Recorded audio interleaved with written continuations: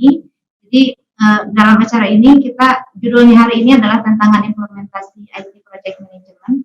Jadi perlu saya jelaskan kenapa kita mengambil tema untuk hari ini adalah tantangan implementasi IT Project Management, karena sudah kita tahu ya bahwa sekitar 70% kegagalan project itu terjadi di dunia gitu ya. Alasannya kenapa? Karena pengelolaannya yang kurang baik, apakah itu dari sisi usernya atau dari sisi software developernya. Jadi ada juga misalkan software yang sudah terimplementasi dengan baik, tapi ketika sudah kita serahkan ke usernya nggak mau pakai, misalkan seperti itu. Atau dari sisi software developer mungkin kelebihan resource sehingga dia merasa rugi misalkan dalam sisi pembiayaan dan kekurangan resource-nya misalkan seperti itu. Jadi hari ini kita akan bahas bagaimana nih strateginya supaya IT Project Management ini dapat terimplementasi dengan baik. Nah, untuk peserta hari ini alhamdulillah ya ada dari beberapa sisi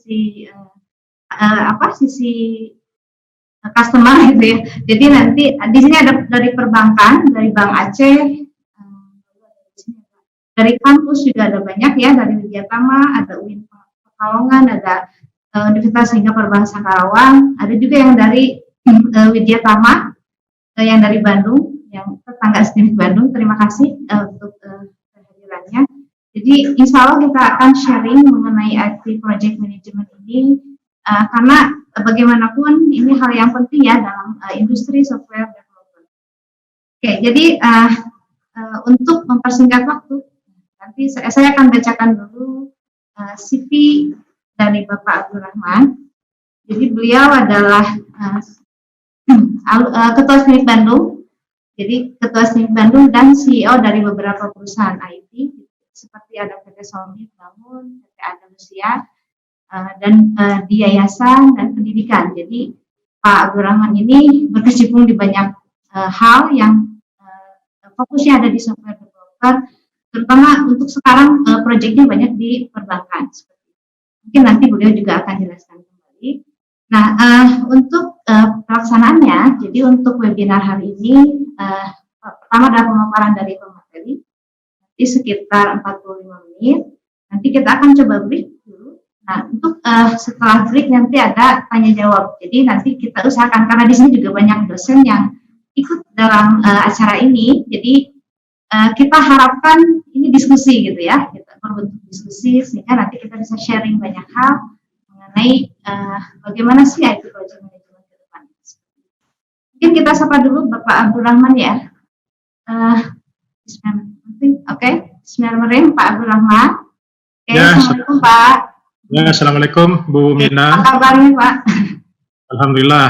Oke, untuk hari ini kita akan membahas mengenai IT Project Management ya Pak ya, dengan segala tantangannya. Nah, menurut Bapak nih pengalaman nih, untuk tantangan yang paling besar itu apa Pak? Baik, terima kasih. Suara saya kedengaran Bu Mina? Kedengaran Pak. Oke, jadi ada beberapa hal yang akan kita diskusikan pada pagi hari ini ya mengenai tantangan implementasi IT Project Management ya. Jadi ada beberapa tantangan, antara lain adalah mengenai pemahaman tim project terhadap disiplin ilmu manajemen proyek ya.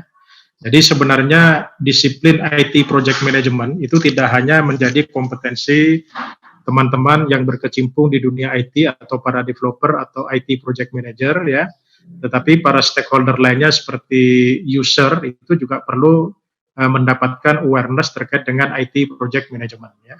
Karena salah satu kegagalan dalam mendelivery IT project itu adalah mengenai awareness dari business user atau pengguna IT ya. Nah, yang kedua adalah mengenai organisasi IT project management dalam perusahaan. Jadi itu nanti perlu dikelola ya dalam suatu institusi, apakah perguruan tinggi ataukah perbankan atau industri lainnya, perlu mendisiplinkan pengelolaan IT project dalam suatu organisasi yang formal ya. Sehingga semua ya pada proses inisiasi sampai dengan closing itu project dapat dikawal.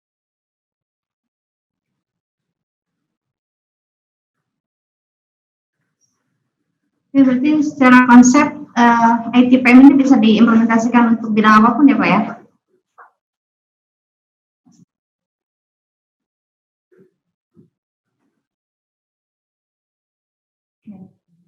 Mungkin suara saya speaker.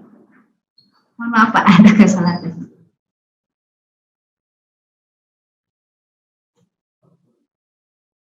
Sebentar Pak, kayaknya suara Bapak.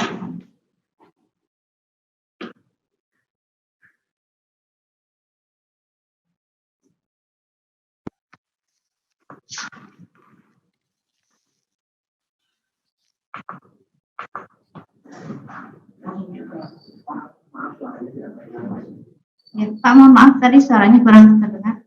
Di situ di. Halo. Nah, ini baru masuk lagi. Tadi Halo, hilang halo. suaranya, mohon maaf. Halo. Ya. Kedengaran suaranya? Nah, sekarang sudah mulai masuk Pak. Oke. Ya. Jadi untuk ITPM ini bisa diimplementasikan untuk semua bidang ya Pak ya? Betul. Jadi nanti bisa diimplementasikan di semua institusi ya, yang menggunakan inisiatif IT tentunya ya. Nah, sekarang ini kan hampir semua lembaga, semua perusahaan itu tidak bisa lepas dari penggunaan teknologi informasi ya. Nah, IT yang sudah sangat melekat dalam kehidupan kita tentunya membutuhkan effort bagaimana mendeliver project IT sesuai dengan karakteristik masing-masing perusahaan sehingga tercapai tujuannya. Nah, ini perlu adanya IT project management ya. Kalau di software, di samping kita memahami dan menguasai software engineering, para stakeholder juga perlu tahu mengenai IT project management, Mbak Mina. Oke, mungkin langsung aja ya Pak ya, kita masuk ke materi utamanya. Jadi hari ini kita akan membahas mengenai bagaimana nih strategi untuk menjalankan ITPM tadi yang sudah dijelaskan di awal. Nah, langsung aja mungkin saya saya serahkan kepada Bapak Abdul Rahman selaku pembicara hari ini untuk waktu dan tempat kami persilakan. Ini langsung Bu Mina? Ya, screen. Oke. Saya bisa dikasih akses ini untuk share screen?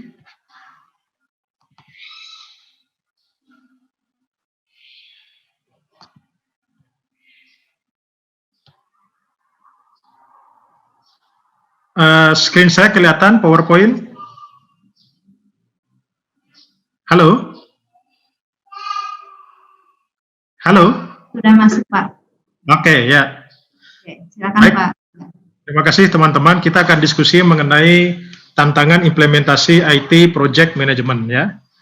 Nah, dalam diskusi kita pagi ini ada beberapa hal yang akan kita diskusikan ya. Mohon izin Pak. Baik, tadi saya sudah diperkenalkan oleh Mbak Mina ya.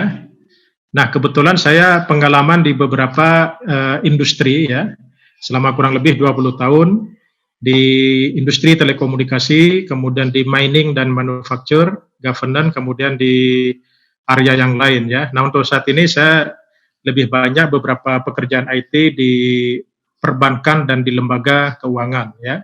Nah, semoga dalam diskusi kita kali ini kita akan diskusi berbagai best practice dan mungkin pengalaman yang bisa saya share nanti dalam hal tanya jawab dengan teman-teman audiens ya. Ada 4 hal yang akan kita diskusikan pada sesi hari ini ya. Pertama adalah bagaimana peran IT dalam globalisasi yang terjadi saat ini ya. Yang kedua, bagaimana tantangan IT project, bagaimana kita mendeliver IT project kita sehingga sukses sesuai dengan karakteristik masing-masing proyek ya. Yang ketiga adalah bagaimana kita mengimplementasikan IT project management. Kemudian yang keempat, bagaimana kita mengorganize IT project management dalam IT PMO.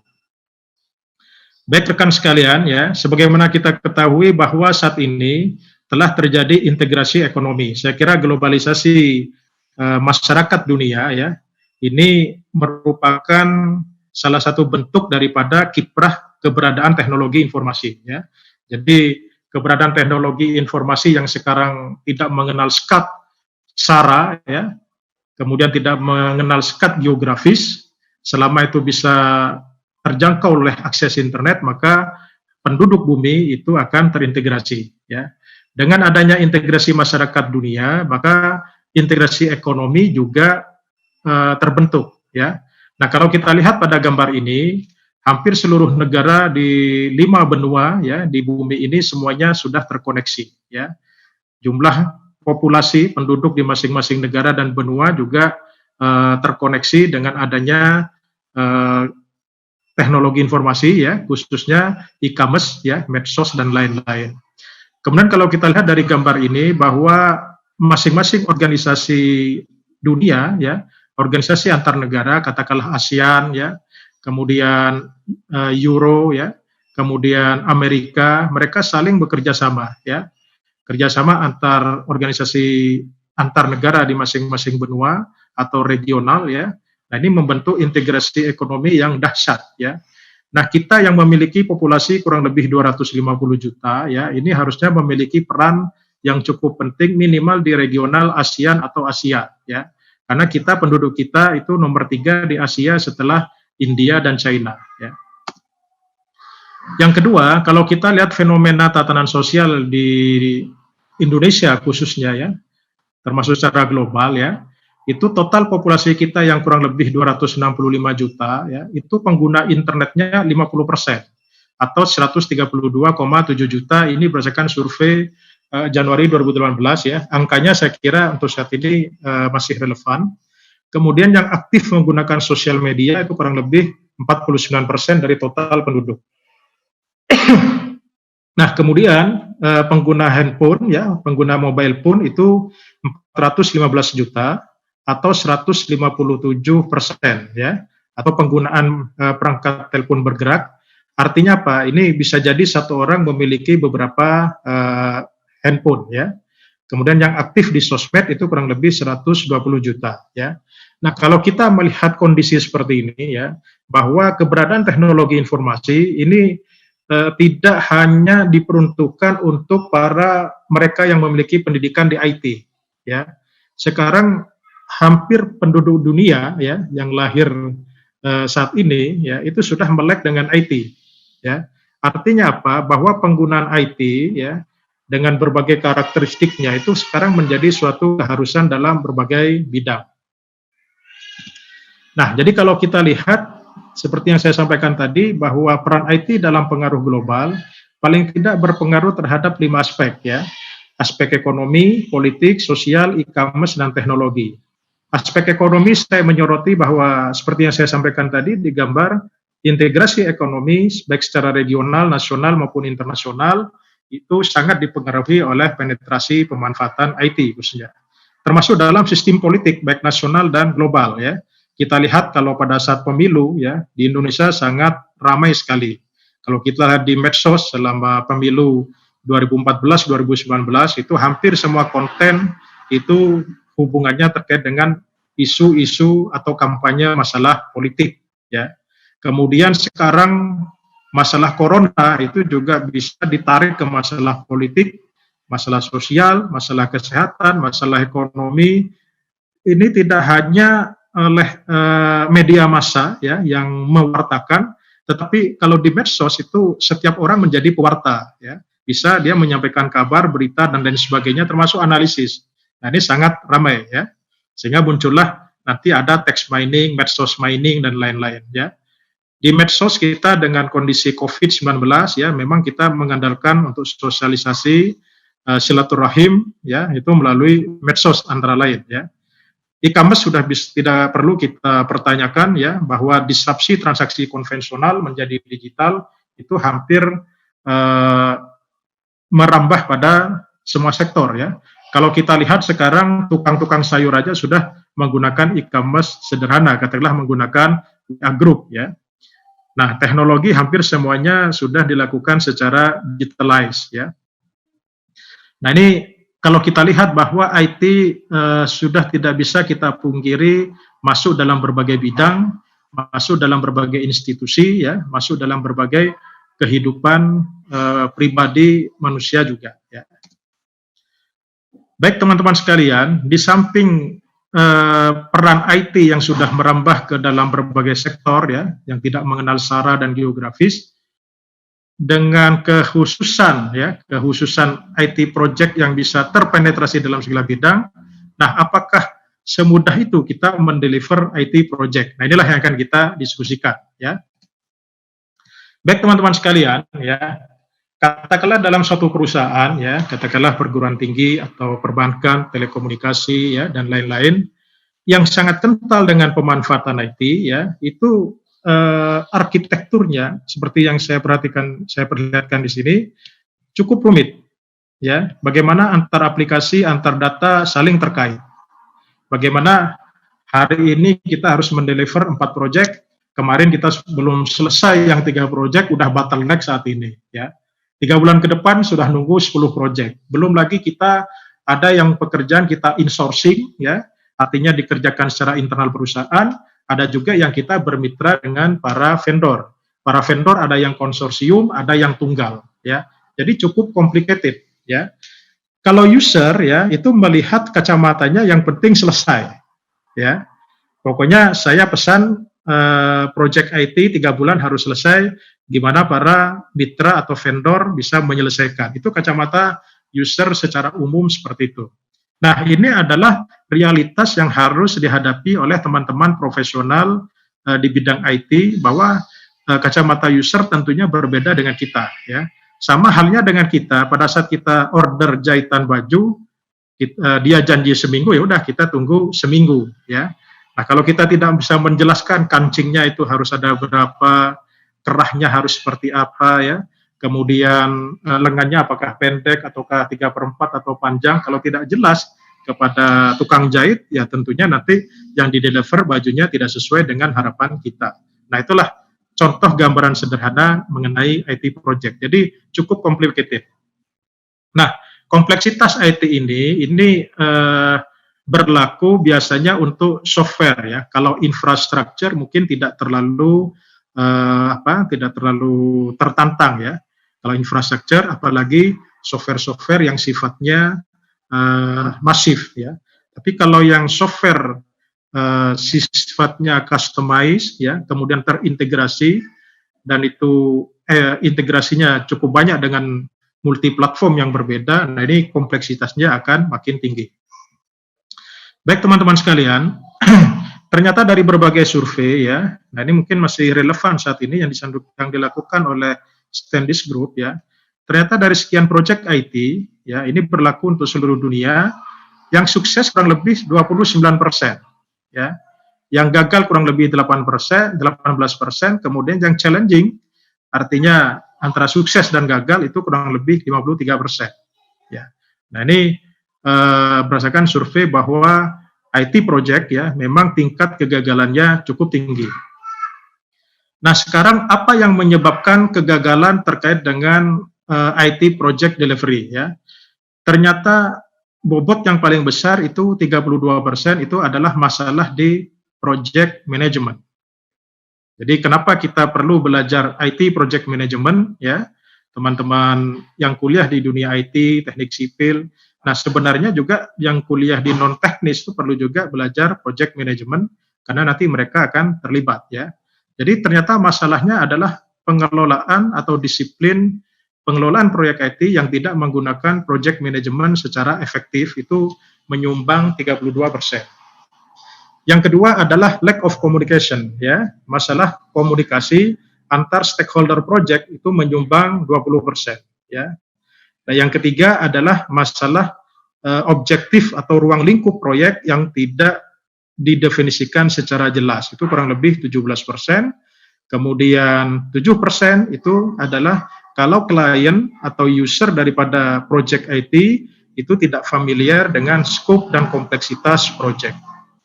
Nah, ini gambaran apa yang menyebabkan IT project tadi gagal, ya.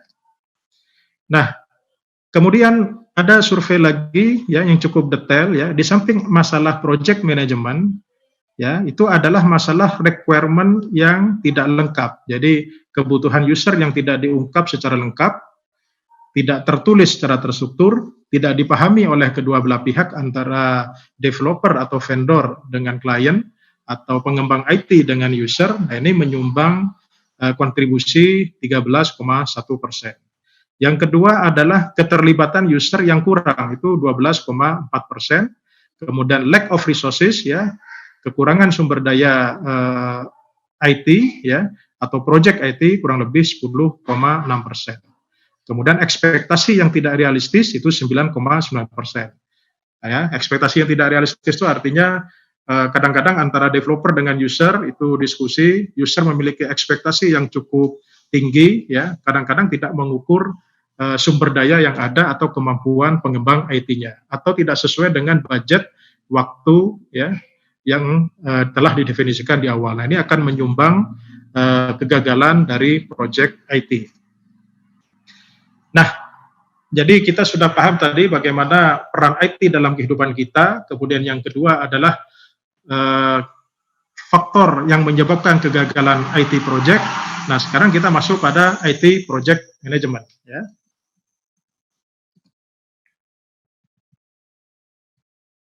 Oke, ya. Apa sih project itu ya? Jadi kita harus pahami bersama ya bahwa yang namanya project ya itu adalah bagaimana kita mendeliver atau menghasilkan ya sesuatu ya produk yang unik atau services atau hasil atau deliverable suatu project dengan waktu yang terbatas ya. Jadi namanya project itu pasti ukuran waktunya terbatas, deliverable-nya juga unik ya, masing-masing project walaupun bentuknya sama ya. Katakanlah Ibu Mina sekarang mendeliver project SIMAK, Sistem Informasi Manajemen Akademik untuk STIMIK Bandung. Bulan depan dipindahkan ke Politeknik Bandung atau ke ITB. Nah, tentunya itu deliverable-nya juga unik walaupun IT project-nya sama ya. Kenapa? Karena karakteristik user-nya yang berbeda ya. Nah, karena produknya unik, kemudian ini temporal, maka perlu adanya pengukuran kinerja atau pengukuran progres yang harus progresif ya. Jadi makanya harus ada monitoring project, apakah harian, mingguan, bulanan, tergantung daripada timeline project secara keseluruhan. Nah, kenapa kita membutuhkan IT project ini ya? Jadi seperti yang saya sampaikan di awal,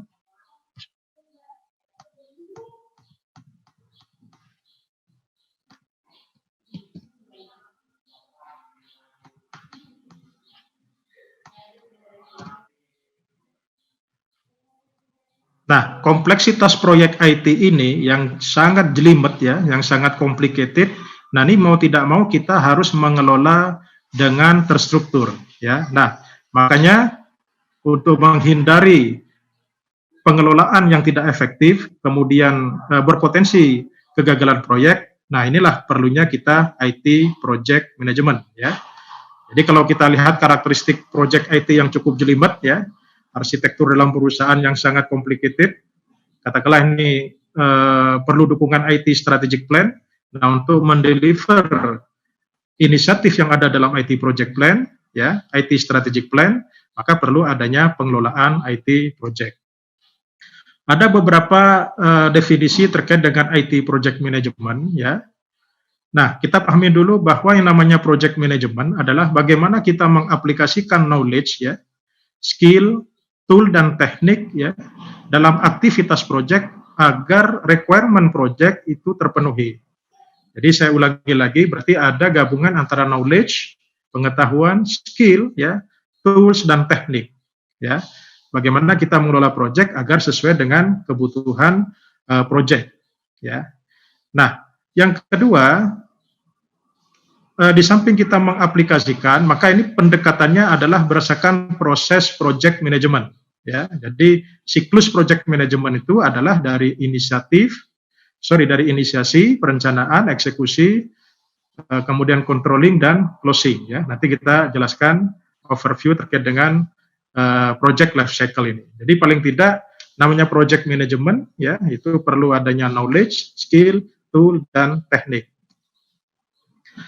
Nah, IT project filosofi ya. Jadi sebenarnya IT project itu ada dua ya. Kalau teman-teman berkecimpung dalam IT, satu adalah IT for business, yang kedua adalah IT for research ya. Nah, IT for business ya seperti katakanlah pemanfaatan IT untuk e-commerce di beberapa perusahaan perdagangan ya. IT for Research, katakanlah Telkom memiliki Telkom R&D, Telkom Research and Development. Nah, dia melakukan riset berbagai IT itu untuk kebutuhan pengembangan produk.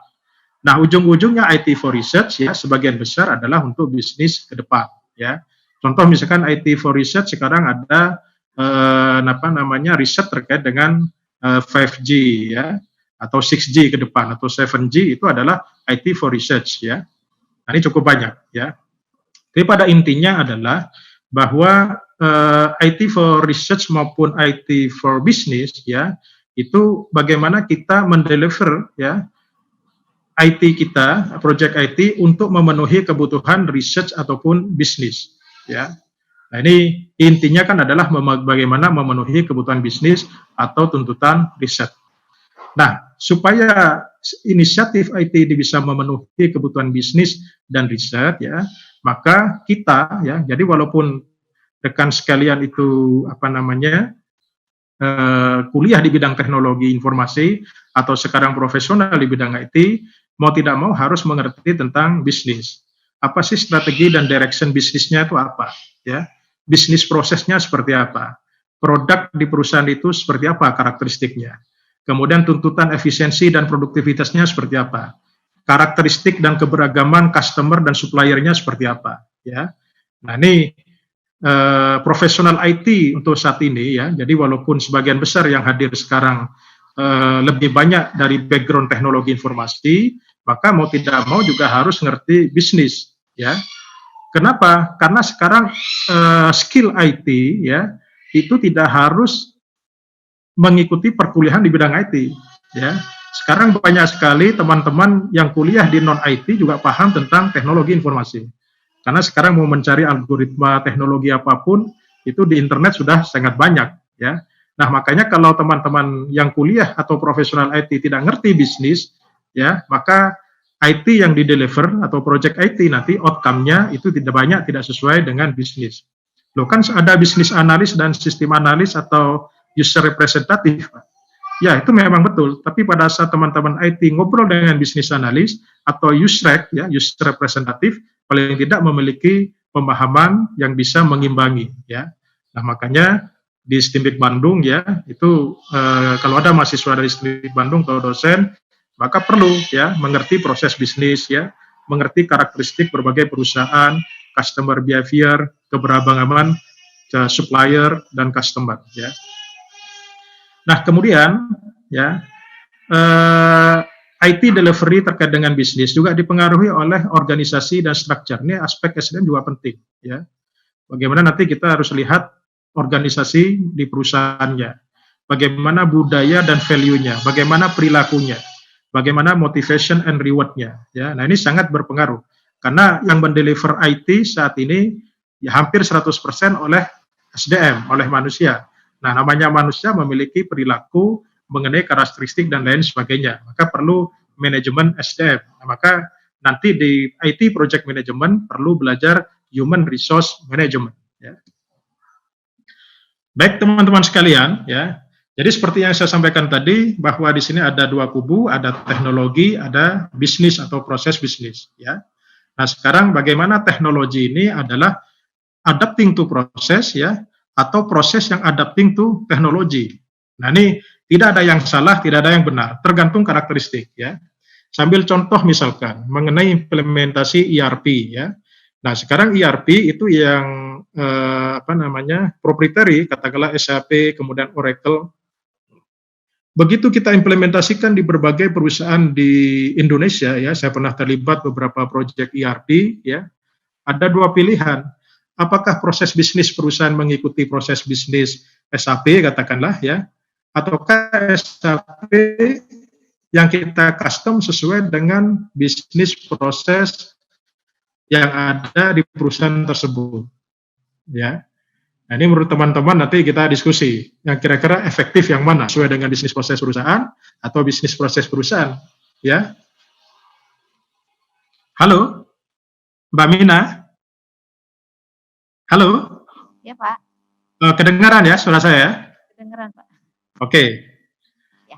Nah, ini ada dua pilihan. Apakah teknologi yang di-custom sesuai dengan kebutuhan bisnis proses perusahaan ataukah proses bisnis yang beradaptasi terhadap teknologi. Jadi ini tidak ada yang salah, tidak ada yang benar, tergantung daripada karakteristik nanti. Ya, bisa jadi bisnis proses mengikuti ERP sistem atau ERP sistem katakanlah yang di custom. Ya, bisa jadi katakanlah PT Solmit Bank Indonesia punya produk aplikasi risk management, ya, itu di custom sesuai dengan kebutuhan bank tertentu atau bank tertentu yang mengikuti bisnis proses kita. Ya, nanti ini yang perlu kita diskusikan antara pengembang IT dengan bisnis user atau perusahaan user.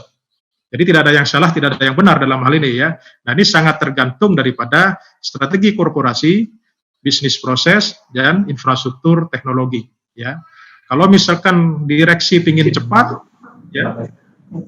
Kalau direksi ingin cepat, katakanlah 1 bulan harus live, sedangkan kalau custom membutuhkan waktu 3 bulan, bisa jadi ya bisnis proses mengikuti teknologi menjadi suatu pilihan. Tapi kalau waktunya masih agak cukup lama, live-nya, tuntutannya, ya, kemudian custom-nya memungkinkan untuk dilakukan, nah maka teknologi yang kita custom sesuai dengan bisnis proses. Nah ini tergantung ya. Jadi teman-teman, bagaimana IT project management mengelola dua hal ini, apakah teknologi yang beradaptasi dengan proses atau proses beradaptasi teknologi, ini tergantung daripada strategi korporasi, tergantung daripada karakteristik dan kompleksitas proses bisnis. Yang ketiga adalah infrastruktur teknologi yang dibutuhkan. Ya, oke. Nah, ukuran bahwa proyek itu sukses apa? Ya, nah kalau dalam IT ya, ataupun dalam proyek apapun ya, bahwa ukuran proyek itu sukses, yang pertama adalah tentunya sesuai dengan ruang lingkup, ya. Nah, ruang lingkup itu di mana definisinya? Yaitu adalah di business user requirement, ya. Nah, ini business user requirement, makanya perlu adanya penerjemahan, pendefinisian secara jelas, ya, yang disepakati antara kedua belah pihak. Ya. Nah, ruang lingkup ini nanti akan menjadi referensi, ya, untuk mendefinisikan kualitas. Jadi yang namanya kualitas IT project tentunya adalah kalau sesuai dengan ruang lingkup, bukan sesuai dengan teknologi terkini. Nah ini yang harus kita pahami ya. Jadi yang namanya kualitas daripada IT project ya itu adalah sesuai dengan ruang lingkup yang disepakati bersama. Jadi dengan adanya ruang lingkup itu bisa menjadi referensi untuk mendefinisikan quality ya. Yang kedua adalah sesuai dengan budget. Jadi dengan adanya scope maka kita bisa mendefinisikan ruang cost-nya, quality dan perkiraan waktunya.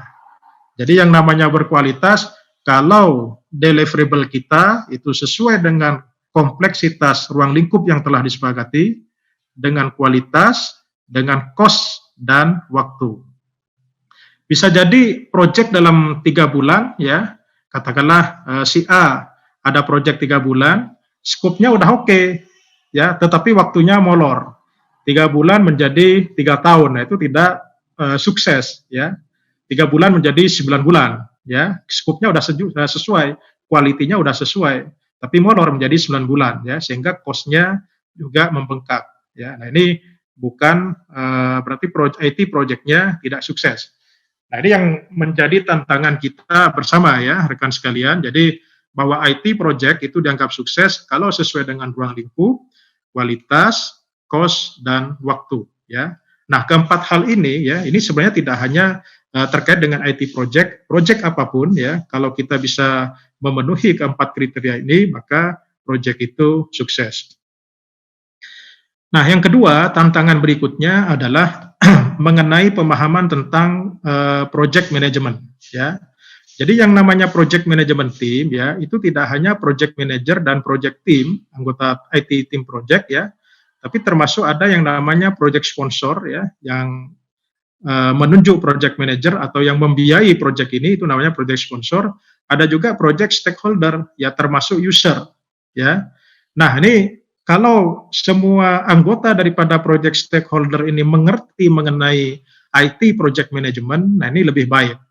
Nah, saya punya pengalaman ya, mungkin tidak perlu saya sebutkan, ada project nasional ya. Setelah kita kick off meeting pada saat itu project nasional ya. mungkin nilainya juga triliunan. Itu seluruh project stakeholder yang terlibat langsung dalam project itu kita adakan training IT project management terlebih dahulu. Itu kita buat berbagai batch ya. Di situ tidak hanya profesional IT, termasuk para user ya, termasuk para bisnis analis, itu kita harus paham dulu apa itu IT project management ya. Dan di beberapa perbankan nasional ya itu sudah diwajibkan ya bahwa tidak hanya divisi IT ya, tetapi bisnis unit ya, bisnis unit di berbagai divisi itu juga harus mengerti project management, khususnya IT project management ya. Di telekomunikasi juga sama ya. Nah, di perusahaan tambang ya ada yang mengimplementasikan seperti hal tersebut ya, ada yang masih bahwa IT project management itu masih ranah di divisi IT ya. Nah, menurut saya ya, kalau suatu perusahaan atau organisasi itu sangat melekat tentang penggunaan teknologi informasi ya, maka lebih baik ya atau menjadi hal yang prioritas bahwa kompetensi IT project management itu menjadi kompetensi wajib seluruh bisnis unit ya, tidak hanya divisi IT. Nah, pemahaman terkait dengan project life cycle ya. Jadi kenapa project itu dibatasi oleh waktu ya? Karena project akan menghasilkan suatu produk kan teman-teman. Jadi produk deliverable apapun itu, apakah produk atau jasa ya nantinya, itu kan nanti digunakan untuk operasional ya. Jadi kalau projectnya molor ya, projectnya terlambat, maka apa dampaknya? Maka operasional akan molor ya. Jadi kalau katakanlah dalam bisnis perbankan ya, kita mendeliver IT project ya, katakanlah IT projectnya mengenai mobile banking ya, bahwa mobile banking dalam suatu perbankan itu sangat dibutuhkan dan itu untuk men-generate bisnis yaitu fee based income ya. Katakanlah 3 bulan September itu harus live ya, kemudian molor November baru selesai. Nah, itu kan berarti Oktober, November 2 bulan kita rugi ya. Artinya apa? Bahwa operasional terganggu. Nah, bisa jadi time to marketnya juga terganggu ya. Bisa jadi momen bisnisnya itu adalah di bulan Juli tadi ya. Momennya adalah di Juli Agustus. Kalau udah lebih dari itu, maka konsumen kita itu banyak yang pindah ke bank lain. Karena dengan adanya pandemi COVID-19 ya, jadi katakanlah layanan perbankan yang tidak bisa akses melalui mobile atau internet ya, nah itu akan ditinggal. Karena sekarang banyak masyarakat ya, para deposan itu tidak mau berinteraksi langsung secara fisik ke bank ya. Nah itu contoh ya. Jadi maka pentingnya kita mendefinisikan ya, mengelola IT project management untuk mengelola berbagai IT inisiatif. Nah ya, nah ini gambar ini untuk menjelaskan ya bahwa dari ide ya, dari tahap inisiasi sampai dengan final tadi ya. Nah ini ya fungsinya adalah supaya kita membantu operation tadi. Baik teman-teman sekalian ya. Nah ini perlu dipahami juga kenapa kita perlu belajar IT project management ya. Nah, dalam suatu perusahaan ya, katakanlah software house ya. Dalam kondisi sekarang ya, saya bicara pandemi COVID-19 ya. Kalau misalkan ada perusahaan IT, katakanlah perusahaan software house ya, dia dengan jumlah pegawai 30 orang, kalau saat ini dia tidak memiliki market ya atau customer ya, ini luar biasa cost-nya. Operational cost-nya akan besar ya. Nah, ada strategi lain ya. Bagaimana mengelola proyek berdasarkan fase-fase proyek. Katakanlah sekarang perusahaan X ya, perusahaan X sekarang lagi kebanjiran order ya, lagi kebanjiran order. Ada yang sudah mulai sebulan lalu, ada yang mulai bulan ini, ada yang awal bulan ini, ada nanti yang pertengahan bulan. Ya. Nah, bagaimana kita bisa mengalokasikan SDM kita? Ya. Nah, tergantung daripada fase masing-masing proyek. Ya. Jadi kalau pada fase inisiasi, ya, pada saat fase inisiasi, maka resource yang kita alokasikan, ya, itu jangan terlalu besar dulu. Katakanlah resource yang terlibat adalah project manager dan business analyst. Ya. Jadi programmer, katakanlah kita mengalokasikan 3 programmer, ya, mungkin programmer senior aja dulu yang terlibat. Pada saat fase sudah intermediate, ya, pada fase eksekusi, ya, nah resource ini mulai dipenuhi. Jadi jangan sampai kita linear seperti ini, datar, ya. Nah ini strategi, ya. Jadi fase inisiasi itu resource-nya itu terbatas dulu sesuai dengan fase pekerjaan itu yang ingin dicapai, ya. Kalau memang dalam fase inisiasi itu adalah fase mendefinisikan kebutuhan user, ya yang terlibat adalah project manager dan business analyst, ya. Para programmer, ya mungkin tidak perlu terlibat dulu. Ya. Para programmer untuk proyek A, ya dia bisa dialokasikan untuk proyek yang lainnya yang sudah eksekusi, ya. Nah ini contoh nanti implikasinya adalah pada resource mapping, ya. Jadi tidak harus datar. Ada pertanyaan, Pak, bagaimana kalau misalkan si perusahaan itu, ya, atau user, karena kita ngajuin proposal ada 10 orang, maka harus terlibat di awal. Nah ini, jadi kalau kita tidak mengerti IT project management, user kadang-kadang dia menuntut harus standby di awal, ya. Nah pengalaman saya dulu di beberapa perusahaan, ya, pernah di salah satu perusahaan telekomunikasi, ya, itu harus standby di awal, ya. Nah padahal kita masih fase inisiasi, sehingga banyak programmer yang nganggur, ya. Nah, kecuali programmer juga merangkap sebagai analis atau dia mau menerjemahkan technical specification. Tapi kalau dia nggak punya kompetensi di situ, ya lebih baik kalau resource kita terbatas, ya resource-nya dialokasikan sesuai dengan peruntukannya. Ini adalah best practice-nya. Jadi dengan demikian IT project management kita efektif dengan resource yang cukup terbatas, ya. Saya kira hampir semua perusahaan memiliki resource yang terbatas, ya. Bukan berarti tidak ada orang, ya, tapi karena untuk saat ini pandemi COVID-19 semuanya adalah mengejar produktivitas yang optimal, ya. Bagaimana mengoptimasi resources. Nah, ini penting, ya. Nah, untuk saat ini sekarang kita tidak bisa mubazir atau berlayah-layah dengan kebanyakan resource misalkan, ya. Resource harus semuanya optimal, ya. Nah, apa yang perlu dimiliki oleh stakeholder team, ya, atau stakeholder project, ya, atau khususnya project team, ya. Pertama adalah project management, ya. Nah, ini bisa kita belajar dari PMBOK, ya, Project Management Body of Knowledge, ya.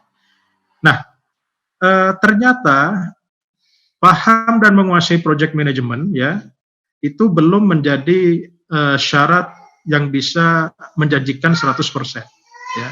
Nah, kalau Anda nanti sebagai project manager atau anggota daripada tim project, maka perlu Anda interpersonal skill, ya. Bagaimana bisa berkomunikasi, baik secara verbal maupun secara lisan. Bagaimana bahasa-bahasa Anda itu tidak menyelekit, menyakiti anggota tim Anda, ya. Karena konon bahwa profesional IT, khususnya programmer atau developer itu cukup sensitif. Ya, nah ini kalau boleh saya sarankan, ya, namanya programmer, ya, atau profesional itu harus terbuka, ya, harus memiliki interpersonal skill, mau berkomunikasi. Minimal, ya, dia paham apa yang dia kerjakan. Kalau tidak paham, ya harus bertanya, ya. Nah, itu interpersonal skill.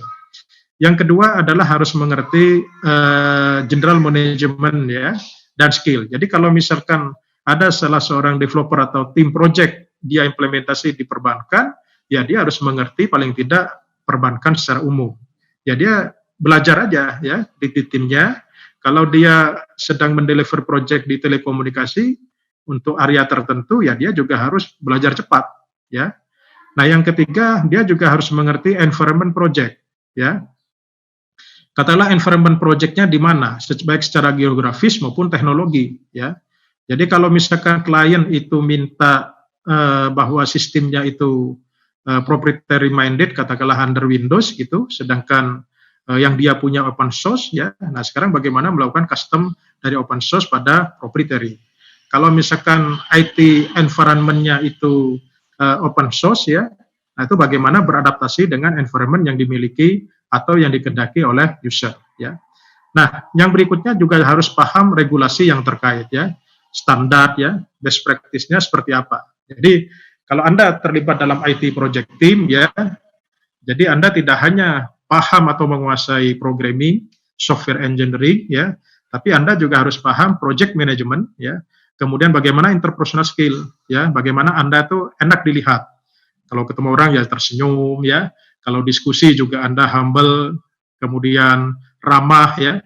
Kemudian paham tentang ilmu manajemen yang lainnya, paham IT, project environment, ya, regulasi, standar dan lain-lain. Jadi kita tidak bisa kacamata kuda, ya. Jadi kita semuanya harus terbuka, mau belajar, ya. Nah, kalau Anda kacamata kuda, nah itu nanti Anda bisa jadi menjadi salah satu bagian yang memberikan kontribusi terhadap kegagalan proyek. Nah, dalam PMBOK ya, paling tidak ada 9 area knowledge yang perlu kita pelajari ya. Dari scope management ya, ruang lingkup, project time management, project cost, quality, human resource, communication, project risk, termasuk project procurement dan project integration management. Nah, ini ilmunya cukup banyak ya. Contoh misalkan human resource ya, bagaimana kita mengelola SDM project kita. Bagaimana nanti di project communication ya, bagaimana Anda harus latihan, bagaimana presentasi, bagaimana Anda menyusun bahan untuk presentasi, bagaimana Anda menulis, mengirim email itu bagaimana ya. Anda menyampaikan progress report itu standarnya seperti apa ya. Nah, ini yang perlu kita pelajari ya. Nah, pada pertemuan hari ini ya kita diskusi secara overview dan high level ya. Ini sebagai pengantar ya. IT project management disiplin keilmuannya cukup banyak Bapak dan Ibu ya. Jadi paling tidak membutuhkan waktu 3 sampai 4 hari atau 4 kali 8 berarti sekitar 32 jam kita bisa mengupas berbagai disiplin keilmuan yang ada di IT project management. Nah, ini contoh taksonomi project management ya.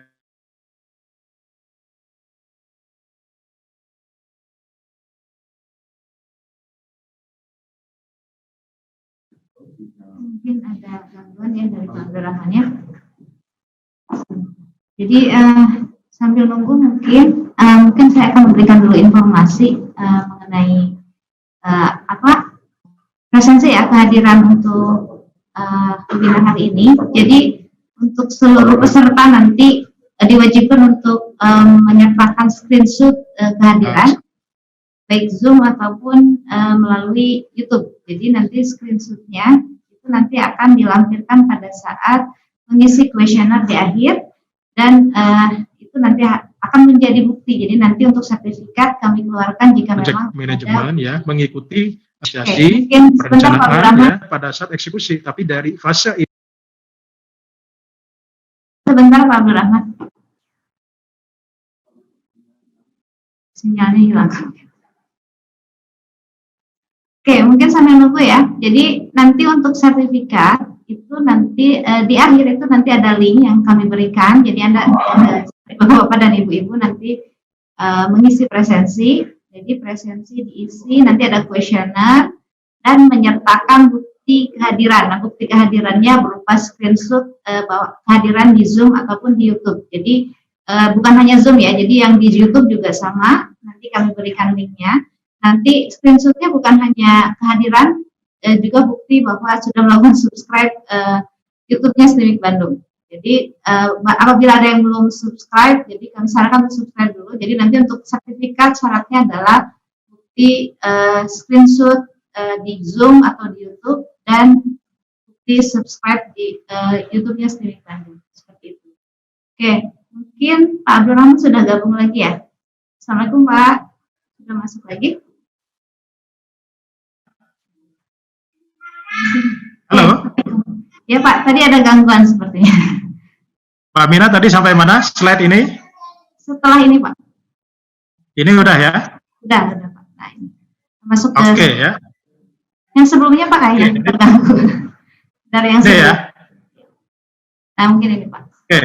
Maka Pak Oke. Nah, untuk project team ya, jadi harus menguasai tidak hanya terkait dengan project software atau software engineering, programming dan sebagainya itu penting ya, tetapi ada ilmu project management yang lainnya yang harus kita kuasai, dan ini ada 9 knowledge yang harus kita pelajari dan kuasai. Antara lain adalah project scope management, time, cost, quality, human resource, communication, project risk, procurement dan integration ya. Nah, ini penting ya. Jadi bagaimana kita mengelola resource IT project kita, ya, bagaimana berkomunikasi. Nah ini wajib menurut saya ya, semua anggota IT project itu harus bisa komunikasi, ya, minimal paham dengan yang dia kerjakan, minimal dia paham bagaimana dia bangun progress report, ya, jangan sampai si programmer atau developer dia tidak paham dengan yang dia kerjakan, nah, ini fatal, ya, ini pentingnya project communication. Nah makanya para programmer ya, developer, kalau dia ada hal yang tidak paham, jangan diam, ya, sampaikan kepada business analyst atau project manager. Kalau ada anggota IT tim project atau project manager ada yang tidak jelas, tanyakan kepada business user. Ini pendetailannya seperti apa, ya. Nah, saya pernah pengalaman tahun 2004-2005 ya. Itu kebetulan saya mengawal project IT PMO ya di salah satu perusahaan telekomunikasi. Nah, kebetulan IT PMO pada saat itu hal yang baru, Ibu Mina ya. Saya terus terang belajar IT PMO ini tahun 2005 ya ke atas ya. Sebelumnya itu kita belum pernah belajar ya. Nah, sehingga bagaimana belajar cepat.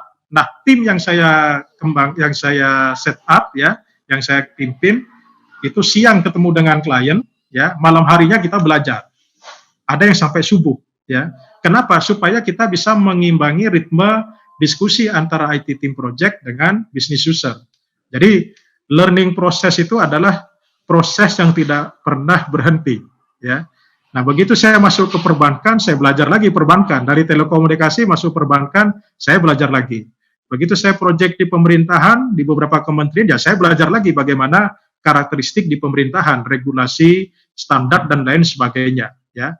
Jadi, belajar hal-hal yang baru di lingkungan user, ya, saya kira itu menjadi hal yang wajib bagi seluruh anggota tim.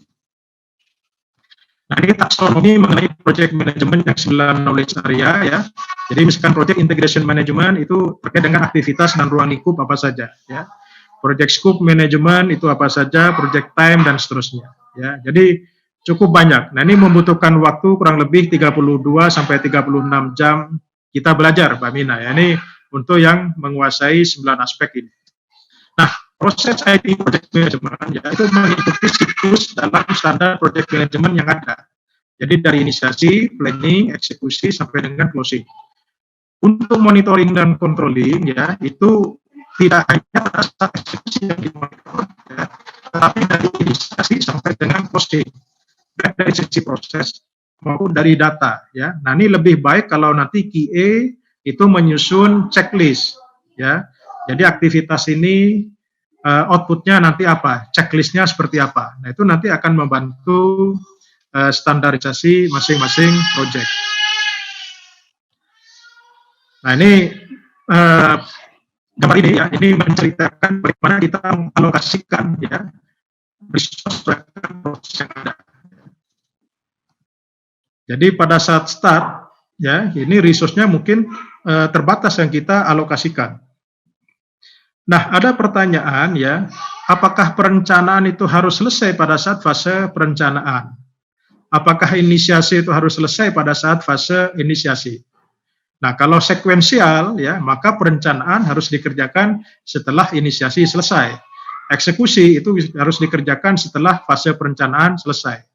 Nah, dalam disiplin IT project management ya, mengikuti standar project management secara umum ya, setiap proses itu tidak harus selesai pada proses itu. Jadi kita ya, inisiasi bisa jadi nggak selesai sampai di sini, Bu Mina. Bisa jadi inisiasi selesai pada saat di proses atau grup proses planning.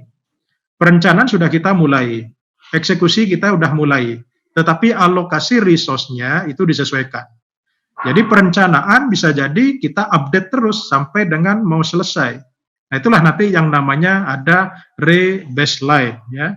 Artinya kita melakukan re-baseline lagi. Jadi tidak harus 100% perencanaan itu selesai di awal ya. Tidak harus 100% ya. Contoh misalkan Pak Hidayat sekarang lagi mengelola proyek ERP ya.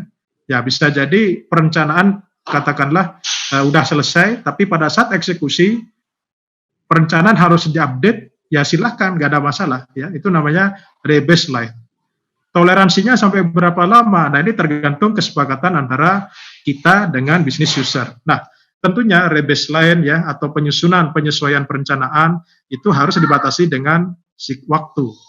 Jadi saya tekankan lagi, namanya IT project ya itu dibatasi oleh waktu ya, sehingga kalau kita disiplin ya pada saat melakukan monitoring, setiap fase ini dari inisiasi perencanaan itu akan berjalan secara efektif.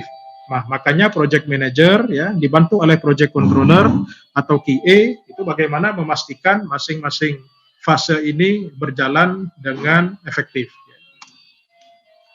Baik ya, itu overview mengenai IT project management. Nah, tantangan berikutnya adalah bagaimana kita bisa mengorganize IT project ini yang cukup banyak. Kita sudah belajar tadi ilmunya ada 9 knowledge area, ya. Kemudian proyeknya cukup complicated. Nah, bagaimana kalau misalkan dalam suatu perusahaan, ya. Apakah kedengaran suara saya, Bu Mina? Karena internet lagi kedengaran? Agak kurang jelas sebenarnya. Oke, ini terkait dengan sinyal. Kebetulan saya tinggal di kampung nih, jadi sinyalnya kurang bagus ya. Kedengaran? Kedengaran, Pak. Oke, jadi kompleksitas IT project ya, kompleksitas IT dalam suatu perusahaan yang cukup banyak ya. Kemudian tantangan di dunia IT project seperti yang kita pahami tadi. Jadi walaupun kita telah memiliki masing-masing orang 9 knowledge area tadi ya, nah ini alangkah lebih baiknya kalau ini diorganize ya, diorganize dalam suatu struktur yang rapi. Nah, ini yang dinamakan dengan IT PMO ya. IT Project Management Office atau P-nya itu Portfolio Management Office atau Program Management Office ya. Nah, apa sasarannya? Yang pertama adalah melakukan sentralisasi pengelolaan proyek ya. Jadi contoh misalkan di perbankan cukup banyak ya, maka proyek yang diperbankan itu katakanlah proyek terkait dengan e-banking dan IT ya, itu dalam portfolio sendiri katakanlah ada IT PMO ya. Kalau pekerjaan fisik katakanlah itu pekerjaan sipil ya, itu PMO sipil tersendiri ya, nanti kita jelaskan ya. Nah, yang kedua adalah mengurangi dan menghindari dari kegagalan proyek ya. Jadi kalau kita tidak lakukan standarisasi, tidak lakukan sentralisasi ya, begitu kita mengelola 10 proyek bisa jadi yang berhasil itu 60%, 40% gagal ya. Kenapa? Karena tidak ada standar yang jelas atau bisa jadi ada ketergantungan pada 1 sampai 2 orang. Nah, ini yang bahaya ya. Jadi IT PMO ini adalah untuk mengurangi ketergantungan pada 1 atau 2 orang. Jadi harus ada ketergantungan pada sistem. Jadi katakanlah si A sebagai project manager, nah begitu si A ini berhalangan, maka otomatis siapa yang menggantikan? Apakah wakil project manager atau senior project controller atau senior business analyst yang menggantikan? Tidak boleh project manajernya berhalangan, kemudian project tertunda. Ya, nah ini bagaimana alur itu berjalan. Nah, itu sasaran dan tujuannya ya. Nah, ada yang penting adalah membangun budaya manajemen proyek yang profesional. Nah, ini yang penting ya. Jadi kalau kita mengelola banyak anggota tim ya, misalnya Pak Hidayat punya tim 100 itu, nah itu bagaimana 100 orang itu memiliki budaya project management yang bagus ya. Jadi nanti kalau diukur IT project management maturity levelnya 1 sampai 5 ya minimal di 4 lah, 3 sampai 5. 1 2 itu kurang bagus ya. Itu untuk membangun budaya ya. Nah, tujuan daripada organisasi IT PMO itu adalah kita bagaimana mengelola proyek yang benar dengan cara yang benar. Yaitu di kuadran keempat ya. Kalau kuadran 1 ini bisa jadi udah proyeknya tidak benar, artinya tidak sesuai dengan konteks bisnis dan dengan cara yang tidak benar. Nah, ini bahaya. Ini hambur-hamburin uang aja ya. Atau bisnis proyek fiktif lah ya. Udah proyeknya fiktif kemudian tidak standar lagi ya. Ini merugikan ya. Yang kedua adalah kuadran kedua ini yang salah ya. Bisa jadi proyeknya tidak benar ya, dikelola dengan standar IT project management yang benar. Nah, ini buang-buang waktu. Nah, yang ketiga, sesuai dengan bisnis, tapi tidak dikelola dengan baik project manajemennya. Ya, bisa jadi toolnya, people-nya atau prosesnya. Nah, yang 4 ini adalah bagaimana kita mengelola proyek yang sesuai dengan kebutuhan bisnis dengan cara atau metode project management yang benar. Nah, ini yang kita harapkan. Nah, itu makanya perlu adanya IT PMO dalam suatu perusahaan. Nah, IT PMO itu apa saja komponennya ya? Jadi ada proses, ada people, ada teknologi ya. Nah, makanya tentu membutuhkan kebijakan dan prosedur pengelolaan proyek dalam suatu organisasi atau perusahaan. Bagaimana metodologinya, template-nya ya, bagaimana proses mengaudit ya, dan kualitinya, continuous improvement-nya seperti apa. Prosesnya sudah ada ya, people-nya juga harus dibentuk kompetensinya. Nah, ini wajib ya, perlu adanya standar kompetensi, project management, software engineering-nya ya, atau training dan kompetensi sertifikasi misalnya, termasuk assignment dan career path ya. Jadi bisa jadi dalam satu perusahaan, katakanlah dalam industri perbankan, si A adalah bagian daripada divisi IT. Nah, begitu dia terlibat dalam proyek IT, apakah dia career path-nya terganggu atau tidak? Nah, ini yang sering menjadi masalah ya. Begitu dia terlibat dalam IT project, ternyata karirnya terganggu, sehingga dia akhirnya setengah-setengah. Nah, makanya kebijakan perusahaan juga harus bisa mengakomodir katakanlah staf-staf yang bekerja secara fungsional dalam pekerjaan proyek, karena dia sesungguhnya membantu juga untuk kepentingan perusahaan ya. Nah, ujung-ujungnya adalah sistem reward and punishment. Teknologi ini sangat membantu, jadi software project management ya, tool untuk communication ya, termasuk knowledge and document management ya, karena nanti begitu kita mengelola project banyak sekali dokumen-dokumen. Satu project ya, itu minimal lah ya, ada 20 dokumen ya, dari inisiasi sampai dengan closing.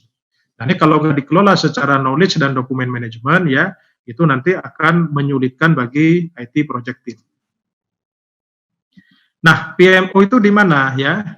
Nah, ini kalau kita berbicara PMO ya, kalau berbicara portfolio ya, portfolio management office ya, secara best practice itu lebih baik di leher direksi. Sehingga PMO dengan arti portfolio management office nanti dia akan mengendalikan semua proyek yang ada di semua divisi. Nah, program management office itu kalau dia terkait masing-masing program di masing-masing divisi atau lintas divisi. Ya. Nah, kalau yang project management office untuk yang IT katakanlah itu khusus ada di IT PMO. Ya. Jadi tergantung daripada ruang lingkupnya. Ya. Nah, ini contoh ya. Jadi katakanlah PMO portfolionya itu ada di leher direksi, IT PMO-nya ada di divisi IT, katakanlah di subdiv di sini ya. Ini salah satu contoh penempatan IT PMO. Nah, berikutnya ya. Jadi kalau tadi kita belajar project management itu terkait dengan disiplin keilmuannya, nah sekarang bagaimana framework pengelolaan IT project ya. Jadi teman-teman sekalian ya, kita juga harus menguasai semua siklus ini ya. Bagaimana IT demand management ya, proses permintaan project IT itu seperti apa dikelolanya. IT portfolio management dari proses seleksi, memprioritaskan ya, kemudian kita menentukan mana yang masuk project, itu kita atur di sini ya. Nah, baru nanti masuklah ke IT project management dan IT resource, baru project performance dan report management. Nah, ini adalah siklus atau framework daripada IT PMO. Jadi business user meminta IT project, dikelola oleh teman-teman IT PMO, bagian selection, prioritizing, nah, kemudian masuklah ke IT project. Ya. Nah, IT demand management atau proses permintaan inisiatif IT ya, sifatnya ada yang segera, ada yang rutin tahunan. Ya. Nah, ini dalam perjalanannya dalam suatu perusahaan bisa jadi tidak semua inisiatif itu bisa direncanakan tahunan, bisa jadi segera. Kalau misalkan ada tuntutan regulasi ya. Di pendidikan katakanlah tiba-tiba Dikti mengeluarkan aturan tertentu di mana harus pakai sistem, padahal sebelumnya tidak direncanakan tahunan di tahun sebelumnya. Perbankan juga sama, telekomunikasi juga sama. Nah, ini kita tidak boleh alergi dengan yang segera ya. Nah, boleh itu kita akomodir ya, proyek yang sifatnya segera kalau memang secara benefit, risk impact dan business growth ya. Benefit bagi lembaga atau perusahaan itu ada. Kalau tidak diimplementasikan nanti beresiko atau nanti mengganggu bisnis growth ya. Nah, ini bisa kita akomodir. Nah, nanti prioritas 1 2 3-nya seperti apa? Kalau ketiga variabel ini terpenuhi, maka itu prioritas 1. Kalau hanya 2 variabel dari ketiga variabel ini, maka prioritas 2. Kalau salah satu variabel dari ketiga aspek ini, maka itu nanti menjadi prioritas 3. Nah, ini untuk melakukan seleksi dan memprioritaskan IT inisiatif. Jadi tidak semua permintaan user ya itu tidak bisa langsung kita terima menjadi project, tentunya harus melalui filtering ya. Nah, ini contoh ya, kalau yang proyeknya tahunan ya, untuk perencanaan tahunan ya, itu kita bisa mulai dari sekarang. Jadi Juli sampai September itu proses permintaan inisiatif IT oleh seluruh unit kerja ke Divisi IT. Katakanlah nanti Oktober ada GPS, Joint Planning Session antara Divisi IT dengan unit kerja lainnya. November nanti ada validasi, nah Desember nanti ada pengesahan. Sehingga Januari sampai dengan Desember tahun depan itu IT PMU udah jalan. Artinya bahwa proyek yang telah disahkan dalam rencana tahunan itu sudah siap eksekusi. Ya, kalau anggarannya tersedia dari bulan Januari, ya berarti Januari itu sudah bisa running. Ya, gitu. Nah, bagaimana kalau segera, ya atau mendadak? Nah, ini juga sama. Ya, jadi walaupun mendadak tidak bisa direksi melakukan persetujuan, tetap harus melalui proses permintaan dan validasi. Hanya waktunya yang bisa lebih cepat. Ya, kenapa? Karena untuk memastikan ya bahwa proyek itu benar-benar dibutuhkan. Jangan sampai karena mendadak ini adalah proyek titipan, proyek fiktif dan lain sebagainya. Jadi harus ada proses validasi. Ya, nah, itu. Jadi walaupun segera, tetap proses ini dilakukan. Hanya waktunya. Ini contoh katakanlah maksimal 5 hari atau tergantung daripada desakan itu. Ya. Nah, baru nanti di IT project dan resource dikelola ya dari inisiasi sampai dengan closing. Jadi yang pada flow ini baru nanti masuk IT project management. Artinya adalah IT project yang sudah lolos dari proses IT portfolio management. Jadi misalkan si A sudah terlibat di IT project ya, itu dia sudah nggak mikir bahwa apakah project IT ini sesuai dengan kebutuhan bisnis atau tidak. Ya, dia sudah beranggapan bahwa sudah sesuai dengan kebutuhan bisnis karena sudah melalui proses IT portfolio management. Ya. Nah, baru nanti di IT performance dan report ya, kita melakukan monitoring ya, controlling ya, project performance-nya. Nah, ini harus diatur, diukur mingguan, bulanan, tergantung daripada durasi. Kalau durasi projectnya 3 bulan, ya maka per minggu. Kalau projectnya 1 bulan, maka bisa jadi per hari. Kalau projectnya 1 minggu, bisa jadi per jam kita ukur progress reportnya. Jadi tergantung daripada waktunya ya. Oke. Nah, bagaimana cara melakukan prioritisasi dari berbagai IT inisiatif ya? Tadi sudah saya jelaskan ya. Nah, ini contoh ya. Ya, pengalaman saya kita bisa melihat dari 3 variabel ya, dari aspek benefit bagi perusahaan, dampak resiko kalau proyek itu tidak dieksekusi, katakanlah kita tidak patuh terhadap ketentuan regulator ya, atau nanti akan mencelakakan perusahaan, nah itu risk impact. Atau business growth ya, ini dalam rangka untuk pertumbuhan perusahaan. Contoh sekarang kita hampir semua perusahaan lagi tahapnya landai atau menurun. Nah, kemudian ada inisiatif IT project untuk mengupkan bisnis kita, maka itu menjadi hal yang prioritas ya. Jadi tergantung variabelnya untuk melakukan prioritisasi.